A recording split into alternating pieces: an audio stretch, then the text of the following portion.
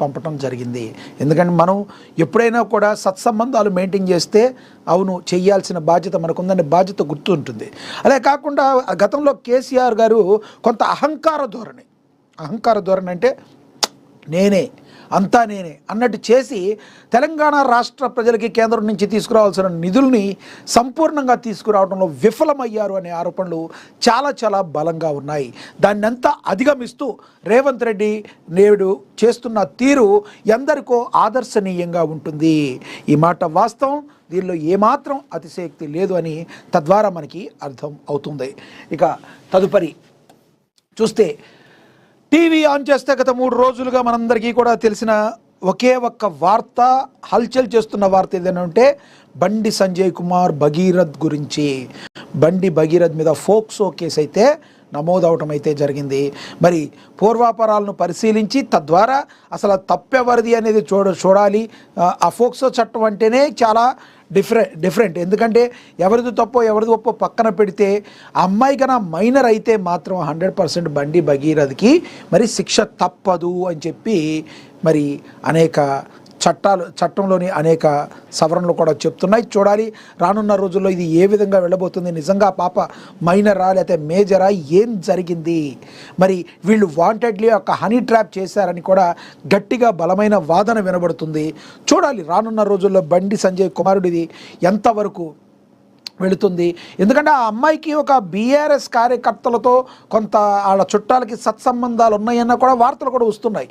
కాబట్టి బండి సంజయ్ని ఏం చేయలేక బండి భగీరథ్ని దృష్టిలో పెట్టుకుని ఏదో కుట్ర పుట్టినారు అనేది స్పష్టంగా అర్థమవుతుందని కొంతమంది విశ్లేషకుల అభిప్రాయం.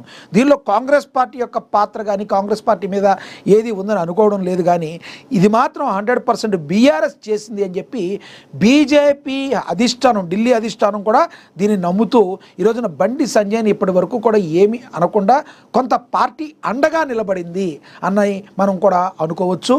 ఎందుకంటే దానికి ఉదాహరణ నరేంద్ర మోడీ గారు మాట్లాడిన సభలో బండి సంజయ్కి మరి ఆ స్టేజ్ మీద మాట్లాడే అవకాశం కల్పించరు అనుకున్నారు. ఎందుకంటే పక్కన ప్రధాని మోడీ వస్తున్నారు. ఆ సమయంలోనే మరి బండి భగీరథ యొక్క విషయం మొత్తం కూడా ఫుల్ హల్చల్ చేసేటట్టు చేయటం ఎంత పక్కా ఒక ట్రాప్ ప్రకారం జరిగింది అనే వాళ్ళు కూడా కోకొల్లలుగా ఉన్నారు. కాదే దీనిలో కాంగ్రెస్ పార్టీ యొక్క ఏమాత్రం హస్తం లేదు. ఇది కంప్లీట్గా బీఆర్ఎస్ చేస్తుందని బీజేపీ కూడా చాలా బలంగా నమ్ముతుంది. చూడాలి మరి ఏది ఏమైనప్పటికీ కూడా ఆ పిల్ల మైనర్ అయితే మాత్రం మరి బండి భగీరథ్కి మరి శిక్ష పడే అవకాశం ఉంది.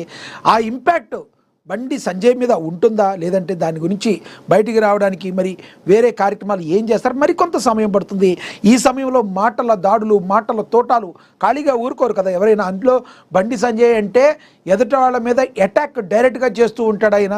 మరి ఆయన యొక్క అటాక్ని మరి అడ్డుకుంటానికి మరి బీఆర్ఎస్ కావచ్చు, కేటీఆర్ కావచ్చు, కేసీఆర్ కావచ్చు రకరకాల హావభావాలు ప్రదర్శిస్తూ ఉంటారు. దిగిపోయారు అందరూ కూడా. హరీష్ రావు లాంటి వాళ్ళు కూడా ఈ రోజున డైరెక్ట్ ఆయన మీద అటాక్ చేయడం స్టార్ట్ చేశారు.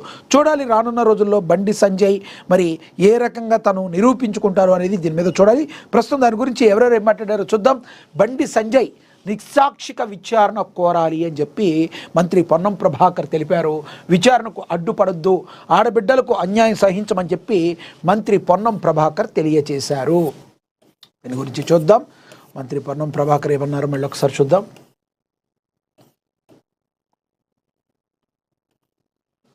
కేంద్ర మంత్రి బండి సంజయ్ తనయుడు బండి భగీరథ్ కేసుపై మంత్రి పొన్నం ప్రభాకర్ సంచలన వ్యాఖ్యలు చేశారు. బండి కొడుకుపై వచ్చిన ఆరోపణల విషయంలో తెలంగాణ ప్రభుత్వం ఎలాంటి కుట్రలు, కక్ష సాధింపు, వివక్ష చేయడం లేదని మంత్రి పొన్నం తెలియజేశారు.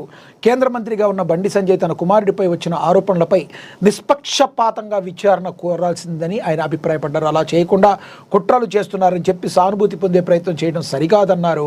అసలు ఆ అమ్మాయి బండి సంజయ్ని కలిసిన విషయం వాస్తవమా కాదా? అమ్మాయితో మీ కొడుకు తిరిగిన విషయం వాస్తవమా కాదా అని ఆయన ప్రశ్నించారు.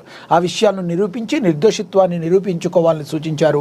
చట్టం తన పని తాను చేసుకోబోతుందంటూ పొన్నం ప్రభాకర్ స్పష్టం చేశారు. ఇక్కడ ఎవరిపైనా వివక్ష చూపించలేదని చెప్పారు. తెలంగాణ ఆడబిడ్డలను కాపాడే బాధ్యత ప్రభుత్వంపై ఉందన్నారు. ఇలాంటి చర్యలు జరిగితే ఆడబిడ్డలకు ప్రభుత్వం అండగా ఉంటుందని హామీ ఇచ్చారు. ఇక సామాజిక వర్గాన్ని రాజకీయం చెయ్యవద్దని, అమ్మాయి కూడా బండి సంజయ్ సామాజిక వర్గానికి చెందిన అమ్మాయి అని చెప్పారు. మోదీ పర్యటన వల్ల కొంత ఆలస్యమైందని, ఇప్పుడు ఇప్పుడు విచారణ కొనసాగుతుందని చెప్పారు. ఈ వ్యవహారంలో ఎలాంటి ఒత్తిళ్లకు తలగ్గకుండా విచారణ చేయిస్తామని హామీ ఇచ్చారు. బండి సంజయ్ని ఎంపీగా గౌరవిస్తామని, కానీ ఇలాంటి వ్యవహారాల్లో విచారణ జరగాల్సిందేనని స్పష్టం చేశారు. విచారణ జరగకుండా అడ్డుపడితే ప్రజాస్వామ్యం దాన్ని గౌరవించదని వ్యాఖ్యానించారు. సీఎం ఆదేశాల మేరకు